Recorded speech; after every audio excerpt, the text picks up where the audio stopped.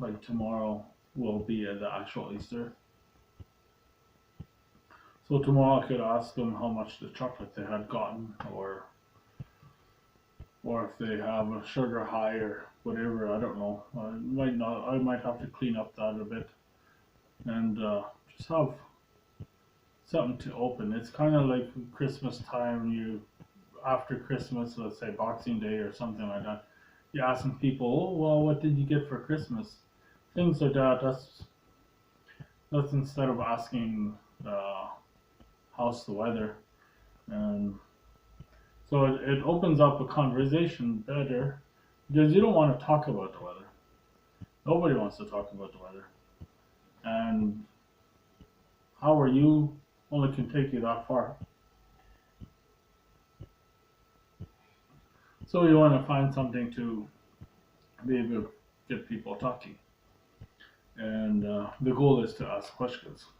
So if you ask what they got for Christmas, maybe they got something from someone that made them feel good, uh, they have a close connection to, or look up to, or something like that, or maybe they got the item or something like that what they really wanted.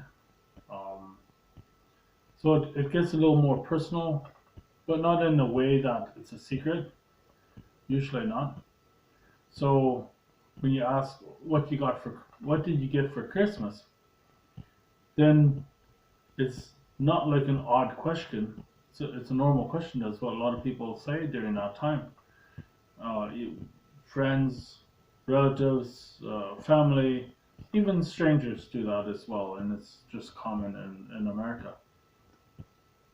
So you can easily say that, and then they will start listing some things what they had gotten, and now now you have been able to get them to speak instead of who are you and what do you want. Uh, so when they're able to say a few things, maybe you know something about the item they had received, or you can relate to, oh yeah, my my sister, brother, or whatever is from in another country, and they sent me a souvenir from there, or whatever it may be, and then you can say, me too, kind of like that. Um, you can relate in one way or the other, and the easiest way to relate is because it's Christmas time and everybody's giving and receiving gifts. That itself is kind of relating, puts you on the same page. Figure of speech. That means just I don't know how to explain that. So what I do is I write down a bit of a message, what I want to send them, and when I do that, I'll do somewhat of a copy and paste, but not all of it. I'll try to personalize it. Since I know what the business names are, usually what they're about, so I can kind of personalize it to that. Like that doesn't look like a copy and paste of everybody getting the exact same thing. And then if there's a name, then I can actually uh, put a name to it as well. Who all has access to check the email? I don't know, but let's say there's 5 guys who's able to check the email, and one guy is called Tim, and it says by the email that is Tim's email address, you can say hi Tim and things like that. And even though it's someone else checking it, as long as there is someone with that name, they give that email to that person who has that name. Uh, if you leave it open-ended, you can do that, but it has a smaller connection. So what you're doing is not just throwing a bunch of ads out there. What you're actually doing is to make it like a personal email. For example, like you know that person, or you're a customer who wants to do a business with them, or it's just wishing them the best as a customer or as a friend. So you want the email is more like a friend email, a friend sending, and the other guy receiving it as a friend. Um, that will open the email more likely, and or if you're able to do some copywriting where you got a really nice title or something like that that catches them and draws them in, that would be the other way to go about it. And with the free book, uh, have a way that I can share that.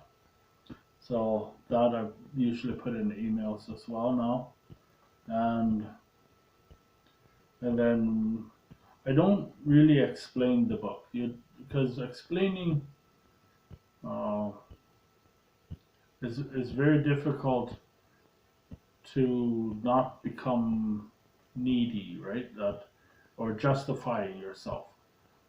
Usually, if you have to explain yourself, then you're trying to justify it. You're needy. Uh, and it ends up that you're the energy, and you want the prospect to have the energy and to be searching, to be drawn in, not for yourself to have all the energy and trying to drag the prospect to become a customer. That will that actually makes an opposite effect where the more you try, the less the prospect's interested. And that doesn't mean that you actually push the prospect away, but you just go with the prospect's energy. You go with his interest, with his decision, and all those things. So that's why you ask questions to get them to say why they want it or what for they want it or how they came up with the idea of this buying this item and things like that. Um, so you want them to actually speak it out, and when you speak it out, you realize more. So if you have ever said something well wasn't that great, and you end up realizing, oh, that didn't come out right. Usually, unless if you have thought of it for many days and then you decide to say it. But if you didn't put any thought to it and you just spoke it out, and it's like, oh, and it can go two ways. It can be this like, oh, I should write that down. That's a good one, and that's what I want to remember that. Or it can be, oh, I didn't mean it like that. I meant, you know, and you only realize it when you speak it out. So let's say, for example, a prospect is speaking it out, and they want to buy a new watch. I'll buy a new watch, and it's, for example, let's say a Rolex, and well, your phone, your laptop, your tablet, your your microwave, I don't know, some fridges might even have it, stove, um, your radio, like on your car, your TV. I'm not sure. I don't think mine does, but and then DVD is probably it doesn't exist anymore. But everywhere you find a time. The time is everywhere. On all kinds of items is a time. So then if you're gonna if that's the only thing you wanted is the time, then people would say, well, why wouldn't you just check it on your phone? And well, usually that will be in a pocket or in a handbag or wherever. So actually I'll take it out to check it. Well, a lot of times with social media and different things, people are looking at their phone a big portion of the day. I'm surprised, but back in the day, oh, I shouldn't change subject. Let's keep going. Um, it's not about the time or the convenience, which if it's on your wrist, then you could just turn your wrist in and have a look, or whichever side you wear the watch on. And it's like, for example, like jewelry. The Rolex watch is your bracelet, and it has the time on it. So it's not just about the time, which it does very well. It's also about the fashion and your own attachment to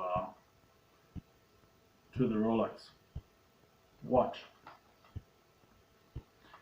Um, then you could say, okay, well, with with a $5 watch or a $100,000 watch,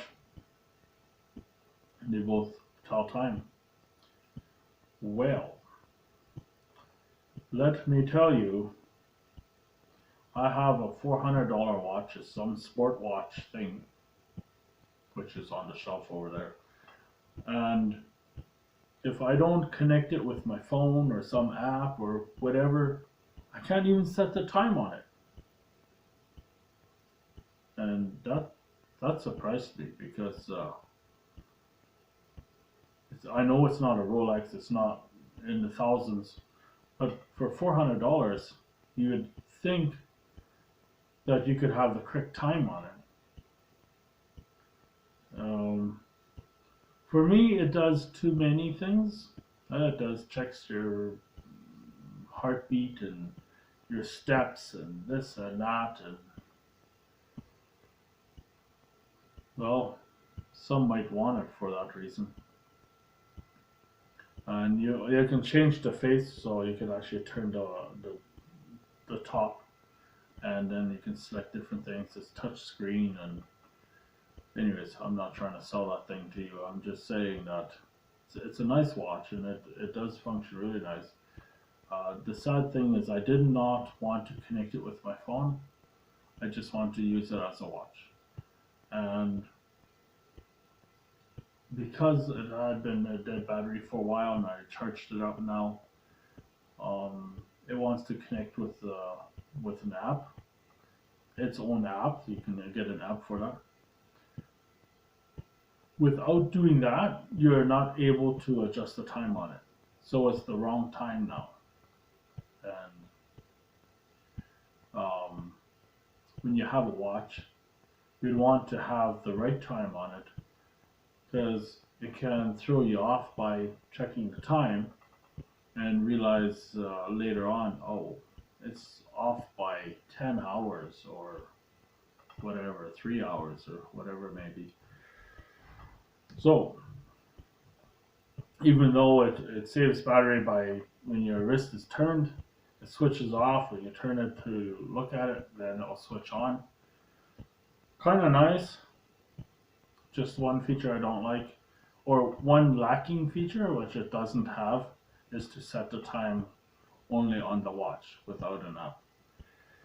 So anyway, I think I'll need a Rolex. Actually, I would like a Jacobs, one of those watches, a Jacob watch. There's a few of them looks nice to me. And so what I'm saying is, I think I went too far in a circle here with all that. But that's in the luxury there.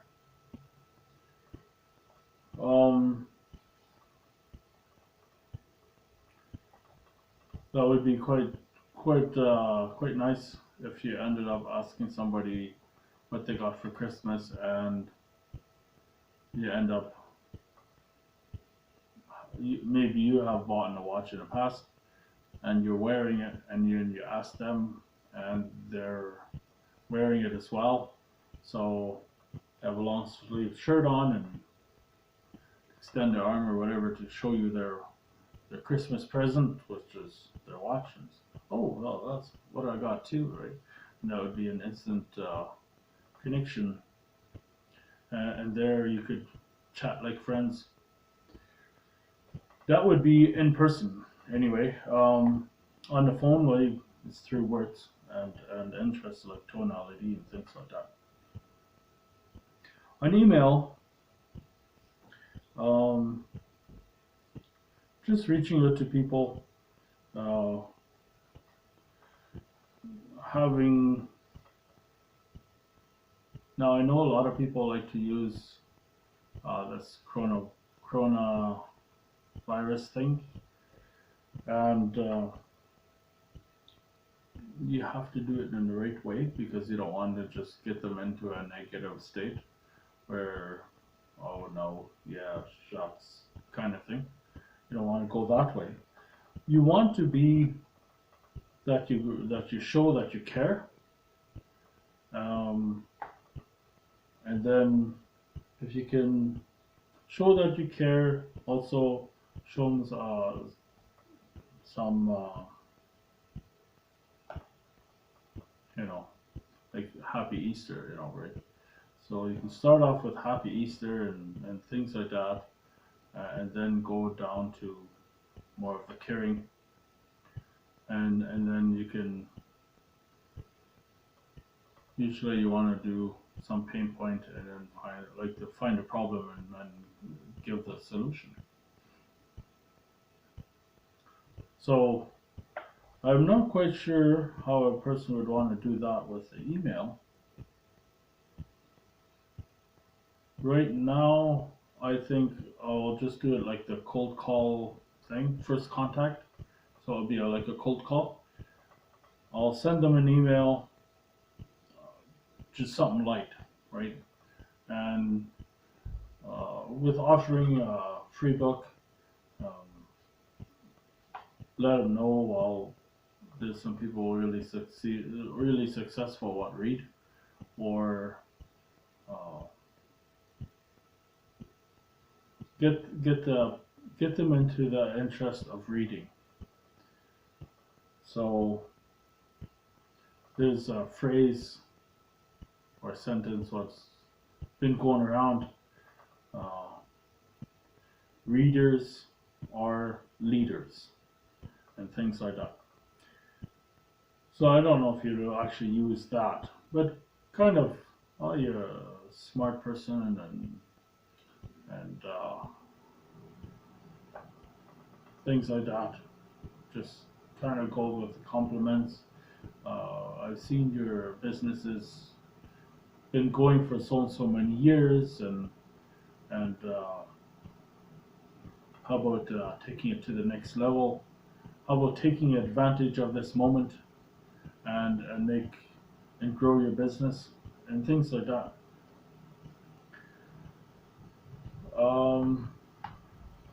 That also might not be the exact things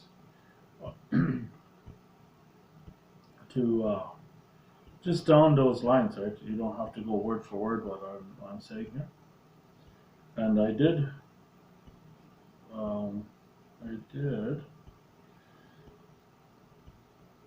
text myself to like, that's one way I was taking notes, is when I thought of something and I remember, then I text myself so that I have written it down. Sometimes I don't have my paper and pen with me, which I was saying that you should always have with you.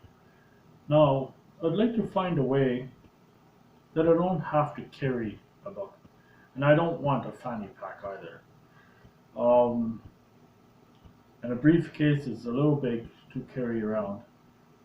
So, wonder if there'd be a smaller version, maybe interchangeable pages, so that you have, for example, 10 pages in a smaller book. And I don't know, this phone book might actually be too big. A notebook might be kind of small. So let's say, I don't know, need something bigger than your phone, yet you want it maybe flexible or somehow that you can, because the size of your pocket will be small. So I'm not sure. Maybe you guys can come up with some ideas of how to carry a notebook around. Just wear a hat and stick it on there, right? No, I wouldn't want something too silly. You're gonna have to create a pen with washable ink, or a marker, a washable marker. Maybe you don't even have to create them; they're already out there. And then have a white shirt. That's a ridiculous idea. And when you need to take a note, and just write your note on your shirt. That way you can just have a pen with you instead of a notebook. But no, I've seen people do that on their jeans and stuff. That's not a good idea. A book is better. I just don't know how you'd want to carry it around, or how you could. A jacket. Jacket usually. Weather is getting nice now, so maybe you won't be wearing much for jackets anymore. But a jacket, then you usually from the inside, if you have a big pocket or something, you can put a small book in there, like a notebook, and a pen. You could find any of those pockets would fit as well. So I really like winter because of the jackets. I got pockets everywhere, from the outside, from the inside. Uh, Suits have many pockets as well. So if you can get a comfortable suit, that's might be the answer. A suit jacket. Use those pockets for notebooks and things like that. But getting a small notebook would be nice, or a thin, fairly thin, flexible, and not too big, it's somewhat small. Notebook would be really nice to carry around.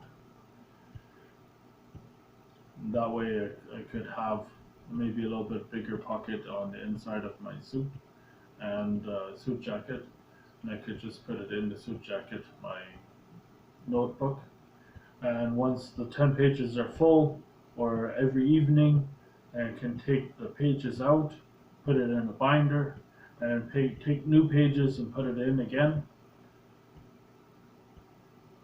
Anyway, that's how the mind works, I guess. If you want to become creative, come up with some silly ideas and you rule it out right away, and something practical. Not, you don't want to go into, you don't want to sell yourself on an invention or an idea. You want to first find out if it's something what others would like. When you ask your friends, be careful. Here's a good tip for you.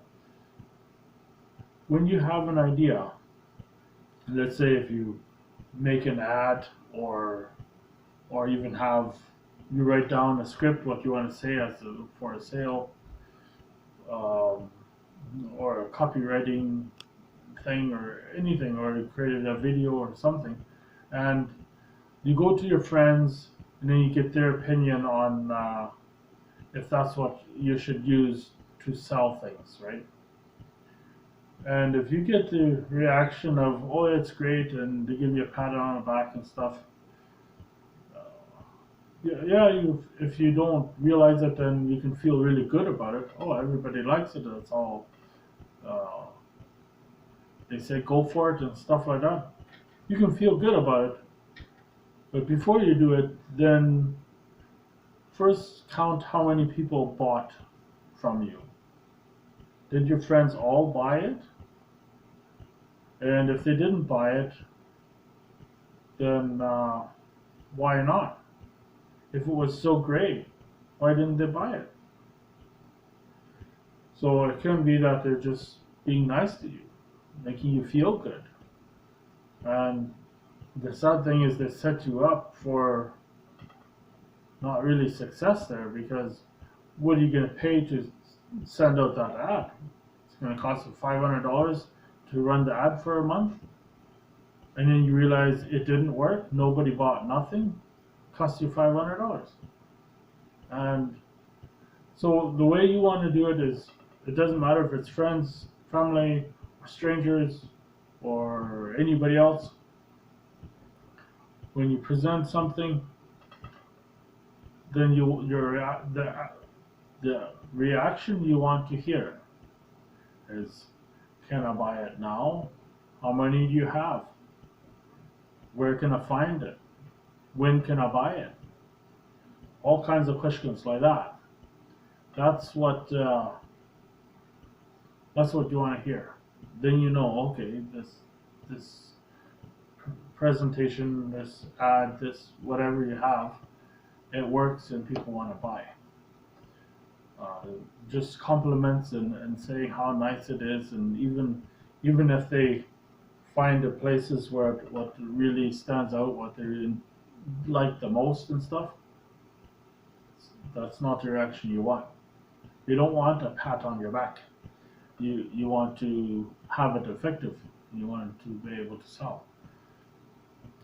And if you can't get that response, then you're gonna have to present it to more to see, or if you can find a little way to test it and stuff like that. I do have a little bit of a story on that.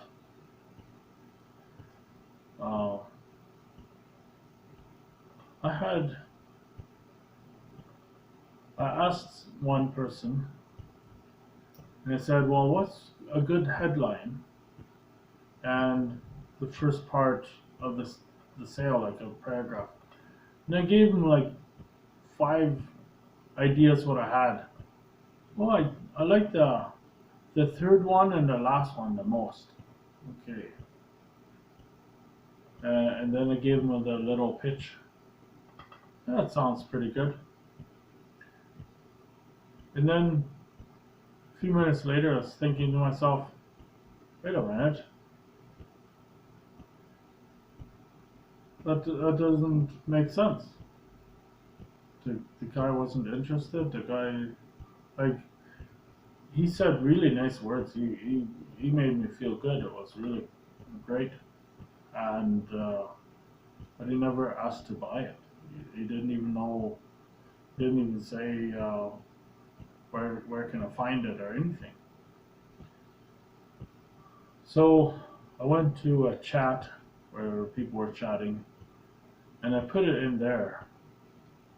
And it was down the lines of what the chat was about anyway, like why people were there chatting. I put it in there, and I had gotten, well, I didn't use the 5 what I gave him for titles. I actually came up with a new title afterwards. And then I adjusted the sales pitch, and then I posted that in the chat. And that happened, I think the first message I got in 30 seconds, and it happened pretty fast right in the beginning. And then as it, well, first every 30 seconds, like, wasn't 1 or 2 or something like that. It was just a lot of people got interested very quickly. And then I think the host of the chat had shut it down. And then every 2 minutes people were trying to get a hold of me to see where they could get it. And that was my first experience, and I had, it just blew my mind. Like, if you learn something for the first time, and when it feels like, or like, because I wasn't really selling anything, it was just, I was trying to learn of how to put it put it on paper. Um, but seeing that response, it's like it's working. I had surprisingly mixed emotions of everything. Every emotion you could think of, I had it. Mostly excitement, some fear, and this and that. I had no idea what to do next, and I guess it didn't help that I didn't really have anything to sell at that time. I was just learning on how to present something, but that was a great experience though. So for your first experience, that just know it's positive. It's a positive thing. If you become successful, it's positive. It's not, and then you can just grow from there. All right. Well, I guess me sending emails will just be looking at the phone, and you know, won't be that interesting for you guys to watch in the future. Oh, actually, I am looking for someone to edit my videos. I'm not that great at it. You you edit my videos. I'll have a view it, and then I'll post it. So anybody out there who wants to edit my videos, let me know, and let's see what we can negotiate or come to some kind of agreement to get this done. And yeah, I can make videos and then send it to you. You edit the videos, and once you have edit and put a video together for me, what from the videos I have made, then you can send that video to me. I view it, and then I post it. So yeah, comment below, let me know. You can text me as well.